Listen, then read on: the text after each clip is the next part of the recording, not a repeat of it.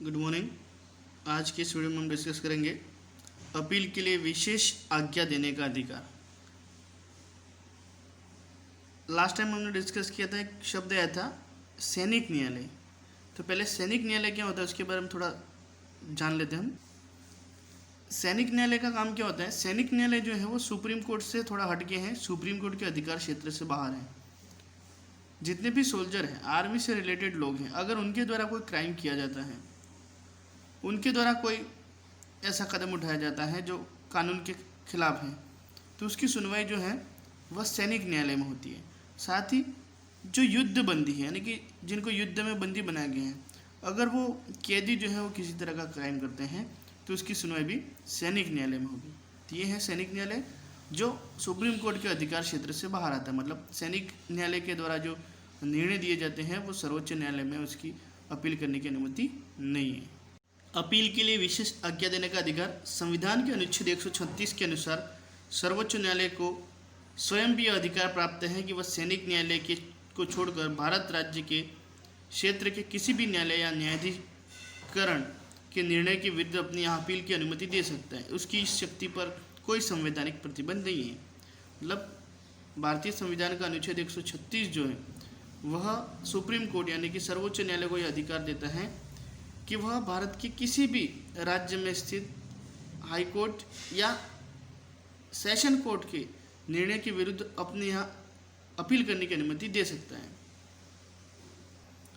परामर्श संबंधी क्षेत्राधिकार, संविधान ने सर्वोच्च न्यायालय को यह परामर्श संबंधी क्षेत्राधिकार भी प्रदान किया है। अनुच्छेद 143 के अनुसार यदि किसी समय राष्ट्रपति को प्रतीत होता है कि विधि या तथ्य का कोई ऐसा प्रश्न पैदा हुआ है जो सार्वजनिक महत्व का है, तो वह उस प्रश्न पर सर्वोच्च न्यायालय का परामर्श मांग सकता है। अंडरलाइन करना है इस अनुच्छेद को। मतलब अगर राष्ट्रपति को कभी ऐसा लगे कि जो प्रश्न है उसके सामने या जो समस्या है वह सार्वजनिक महत्व का है और वो जो तथ्य जो है वो उसकी समझ से परे है, तो उस कंडीशन में वह सर्वोच्च न्यायालय से परामर्श मांग सकता है। अनुच्छेद 143 के तहत राष्ट्रपति जो है वो सर्वोच्च न्यायालय से परामर्श मांग सकता है।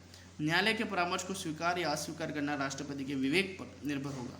मतलब राष्ट्रपति के ऊपर डिपेंड करता है कि वह न्यायालय के यानी कि सुप्रीम कोर्ट का जो निर्णय है या सुप्रीम कोर्ट का जो परामर्श है उसको स्वीकार करे अथवा नहीं करे। नेक्स्ट है अभिलेख न्यायालय, कोर्ट ऑफ रिकॉर्ड, बहुत ही इंपॉर्टेंट इसको।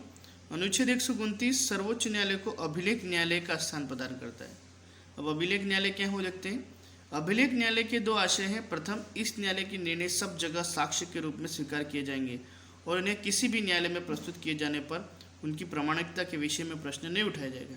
मतलब सुप्रीम कोर्ट के द्वारा अगर किसी क्राइम से रिलेटेड कोई निर्णय लिया जाता है या कोई भी ऐसा जुर्म है, गुनाह है, उसके लिए जो निर्णय लिया जाता है उसको जो निचली अदालतें हैं उसमें एज ए प्रूफ उसके सामने प्रस्तुत किया जा सकता है। और सुप्रीम कोर्ट के द्वारा जो निर्णय लिया जाते हैं उसकी प्रामाणिकता पर कोई भी प्रश्न नहीं उठाया जा सकता है। द्वितीय, इस न्यायालय के द्वारा न्यायालय अवमानना के लिए किसी भी प्रकार का दंड दिया जा सकता है। मतलब अगर कोई व्यक्ति सुप्रीम कोर्ट के द्वारा जो डिसीजन लिया है उस डिसीजन के ऊपर प्रश्न उठाता है या उस डिसीजन को चैलेंज करता है तो उक्त व्यक्ति को दंड दिया जा सकता है। कंटेम ऑफ कोर्ट जिसको कहा जाता है, न्यायालय की अवमानना करना। मौलिक अधिकारों का रक्षक, भारत का सर्वोच्च न्यायालय नागरिकों के मौलिक अधिकारों का रक्षक है।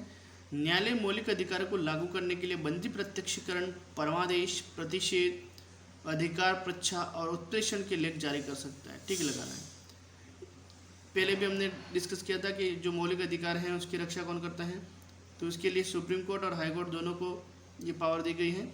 अब न्यायालय मौलिक अधिकारों को लागू करने के लिए कौन कौन सी चीज़ें जारी कर सकते हैं, तो बंदी, प्रत्यक्षीकरण, परमादेश, प्रतिषेध, अधिकार परीक्षा और उत्प्रेषण।